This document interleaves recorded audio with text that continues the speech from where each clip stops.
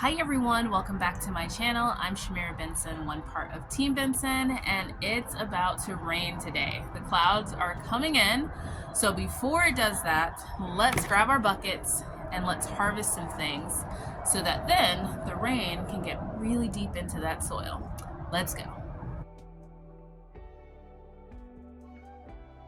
So guys, before we get started, I just want to say a big welcome to my channel for all of our new subscribers that we got. We are starting to get so many new subscribers. I am Shamira. Okay guys, so before we get started, I just want to give a quick intro. I am Shamira. I am a small space desert Jewish gardener here in the Arizona desert, zone 9B. I am also in the city, so there's that. So you might be hearing some city noise. Sorry about that. I did get a mic. But we are going to harvest a bunch of stuff today because, as you guys remember, last week we harvested this side of the garden and got a whole bunch of stuff. Now we need to harvest this side of the garden. I try and do it a little bit at a time so my refrigerator isn't full of food for us to eat when it could just naturally be growing outside. And because when I'm trying to preserve everything, it can be a lot because I work full time. So let's get started. Enough talking. Let's go see what we got going on in the garden. Okay guys, so first things first, I need to find my snips. So I found them. Do you guys ever lose your clippers? I lose mine all the time, I feel like. Now we're going to start off with my brassica bed here because it needs a chopping. Now if you guys are following my shorts, or if you found me through my shorts, you know that I am trying to grow a year's supply of what I like to call southern greens. It is a mixture of kale, collards, and mustard greens. So we're gonna see how many we get today.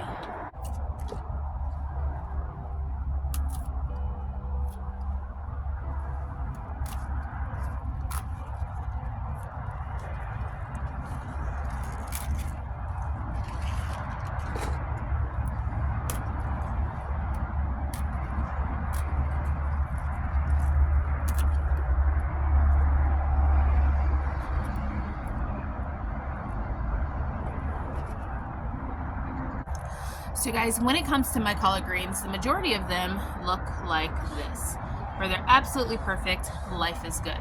Some of the ones that are like on the bottom or like further like tucked in there, they're starting to look like this.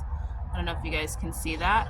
I only have about 2 of them that are like this, but that is the cabbage looper laying its eggs, if you guys can see them. Just like that. So a lot of people ask me, now this is going to go to my worms, so to go in a separate pile to where my worms can eat it. Now a lot of people ask me about how I do things for pest control and what I use to like spray. I don't spray anything on my garden. I do have a 100% organic garden, probably minus some of like the pollution that comes in the air, so I can't say it's like 100% organic, but I can say that I don't put anything on it. And I avoid a lot of these bugs just by planting at a different season. So I get to grow things, and this could just be a desert thing, but I get to grow things during this time where there's no moths or anything like that out because it's not warm enough. And when it starts to become warm enough, I'm harvesting a lot more often. So these collard greens I harvest probably every 2 weeks, and I take off that outer layer of greens, which is probably where anything is getting planted or anything is getting laid, like any eggs or anything like that. And I just continue that cycle, and it prevents a lot of my garden from getting eaten. Now in the beginning, if you guys remember, in the fall, I took my buckets, which I do not have any, they're right there, those stack of white buckets right there, and that is what I used to cover all of my plants, and that just prevented the moth from being able to get to the plants to lay their eggs. You can also use, as you can see, this pole right here is part of my hoop house. I put AG fabric over that. That also prevents the moth getting into there. So you don't really need to spray anything. You just need to have some prevention in order to avoid or keep the moth off of your plants, if I can talk today. So I'm going back to making this basket aesthetically pleasing. So I'm going to get all of the collards, all of the ones in the brassica bed, all the ones in the pots, the ones in the pots up there, and then we're gonna go in for the kale and the mustards. Can you guys believe this? This is just the collard greens that are up in this area. I still have to go back down here to get more of them over here. Lots of collard greens. I'm excited. We haven't even picked the kale and the mustard, so this is just collard greens.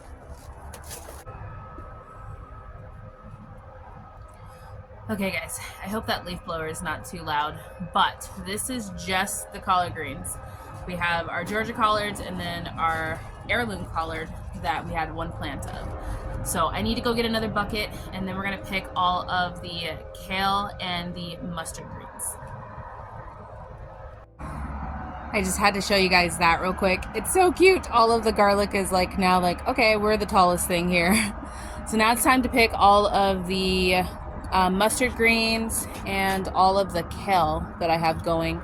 And I have some more kale over here in my brassica bed. You guys see the sky? This is what I am racing against the time. You always know when it's starting to get close to the top of the mountain that it's gonna rain. Okay guys, so this is the greens, the rest of the greens. This is the kale and the mustard green. Now this curly mustard is one of my favorite greens, but it is not as productive as my collard greens. One, it's harder to germinate, and two, it just doesn't grow as in abundance as my collard greens do. So the majority of my country southern mix of greens when I put them together for like my bags are going to be collard greens, but I do like to throw this one in there because it is an amazing flavor, amazing taste. But if you're attempting to grow a big pot of these, it is going to take a lot of greens to get to a big pot full. So one day I'm going to have just a field full of these things, and it's going to be great and I'm going to love it. But until then, I'm going to grow what's going to be in abundance to be able to feed my family the most, and that's going to be my collard greens, which I still love. Okay guys, now we have our first surprise of the day, and that is, if you guys haven't watched my garden tour, we have some black cherry tomatoes ready. You guys see those up in there? Look at that. We're gonna go ahead and grab some. I'm excited. Yay! Look at this, guys. We have some black cherry tomatoes. I'm gonna go searching. Okay guys, so my first order of business after it rains is going to be to prune that plant, because I'm pretty sure there's more of them in there, but it is hard to find anything in there. But look at that. We have our first black cherry tomatoes. I'm excited about this. Okay, I just felt my first raindrop, so I am going to be going inside. There's so much more to harvest out here, guys. I could probably be out here for like another hour, but I'm gonna do another harvest because I have to go process all of these greens. But there's something I'm so excited about grabbing because it's the first time I've grown it in my garden.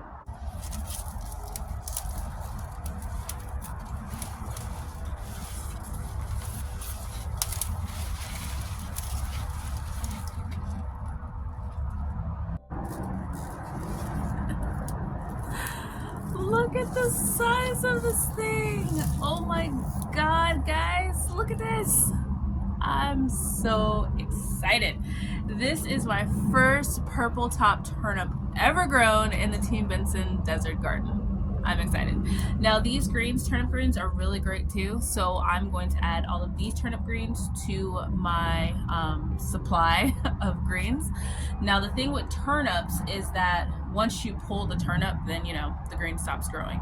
So you're growing it for the turnips, even though you can use the greens too. But this is like a handful. It's like a softball size turnip green, guys.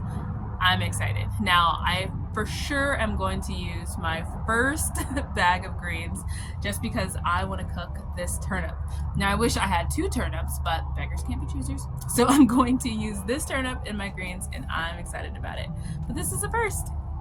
Okay guys, between all of this and all of this, I think I have enough right now to kind of process So I'm gonna take all of this in the house and process it up. Make sure you guys stay tuned because I will have 2 harvest videos this week because we still have peppers and cauliflower and broccoli and eggplant, all of the other things that we need to grab, as well as a ton of celery, which is going to be a lot of processing. And it's going to rain, so then we'll have more lettuce. It is going to be so much, guys. So I'm excited. I'm so thankful and grateful for all of this, and I'm also so thankful and grateful for all of you. So until next time, grow yourselves a garden because even a small space can provide you with tons of food. Bye, guys.